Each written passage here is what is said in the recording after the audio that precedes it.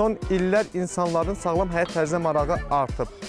Bu məqsədlə bir çox park və istirahət məkanlarında açıq havada idman qurğuları quraşdırılıb. Sakinlər günün müəyyən saatlarında bu qurğulardan istifadə edərək həm idman edir, həm də asudə vaxtlarını səmərəli keçirirlər.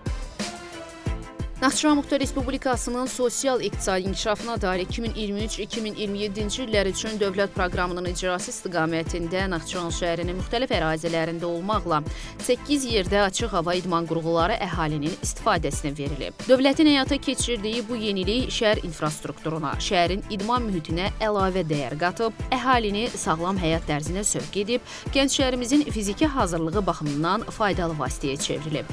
Hər kəs üçün əlçatan olan bu qurğulara sağlam həyat tərzinin təbliğində mühüm rol oynayır. Şükür Allah, hala ki Allah imkan verib, eləyirik. Dövlətimiz də sağ olsun, gözəl şərait yaradıb. Şəhərin hansı başına geçsən yana orada var da, gəlib istifadə edə bilirik. Bizdən yanadır, kimsədən yana deyil, bizim sağlamlığımız üçün yaradıbdır bunlar. Birinci şərtdə şunları qoruyaq, qırmayaq. Qoruyaq, saxlayaq ki, hər kəs gələcək nümayəndə gələn gənclər də bunlardan yararlana bilsin.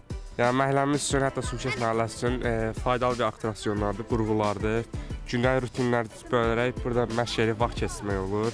Əsasən də yaşlı insanlar üçün, yaşlı təbəqə üçün və yaxud da ki, cavan təbəqə üçün faydalı bir resurslardır burada qurulan qurğular. Gün ərzində bu qurğular düşünürəm ki, həm qocalar, həm orta yaşlı, həm də balaca uşaqlar üçün çox xeyirlidir.